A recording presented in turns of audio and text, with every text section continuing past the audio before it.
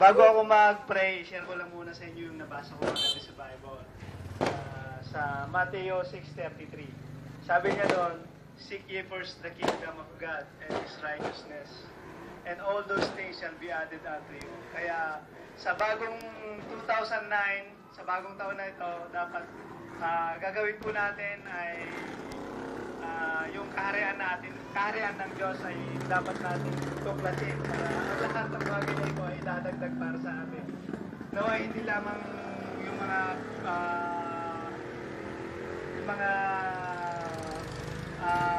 pansariling kapakanan lamang ang ating iniisip, kundi isipin din natin ang ating kapwa. So, isipin natin na nasa year 2000 tayo ngayon at every 2000 years may nangyayari sa mundo. Yes! So, tayo pumikit at manalangin. Hallelujah, hallelujah. Panginoon, minsan po kami nagpapasalamat, nagpapakumbaba sa inyo pong harapan. Salamat po muli, Panginoon, at binigyan nyo na naman po kami ng isang napakasayang panahon, Panginoon, sa loob ng 2008, Panginoon. Maraming pong salamat, Panginoon, sa inyo pong pag-iingat sa bawat isa sa amin. Maraming salamat po sa napakaraming blessings na inyo pong binigay sa amin, Panginoon. Hallelujah. Salamat po at sa aming pong pagsalubong, Panginoon, ng year 2009, dalangin po namin, Panginoon, na Ikaw ang manguna sa amin. Ikaw ang makiisa sa amin, Panginoon. Ikaw ang maging sentro ng aming buhay, lalong-lalo na po sa aming pamilya, sa aming tiran, Panginoon, sa lugar na ito, Panginoon. At Panginoon, patuloy po namin tinataas, Panginoon, ang lugar na ito, ang buong compound na ito, Panginoon. At patuloy po namin winawasak, sinasaway lahat ng gawa at kilos ng kaaway. Lalong-lalo na po, Panginoon, ang pagiging makasarili o anumang hindi magandang lumalabas sa labi na nakakasira sa kapwa, Panginoon. Hallelujah. Maging ang aming pong mga mahal sa buhay na nasa ibang lugar, Panginoon, ingatan niyo rin po sila, ilayo niyo po sila, Panginoon, sa anumang kapahamakan.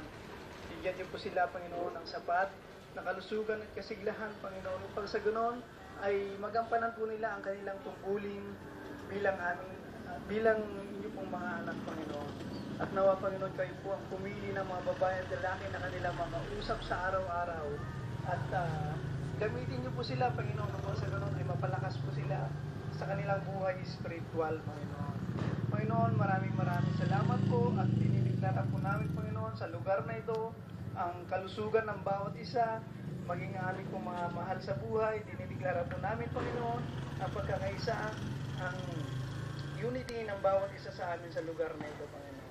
Panginoon, maraming salamat po at inaangkin po namin ang katagumpayan ng year 2009. Inaangkin po namin, Panginoon, ang victory sa lahat po ng battle na aming mararanasan sa araw-araw, Panginoon. Alam po namin, Panginoon, na hindi niyo po kami bibigyan ng anumang pagsubok na hindi namin kayang harapin, Panginoon.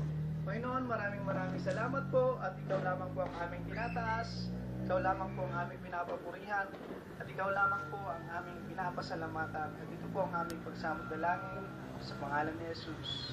Amen. Amen. Let's get it on!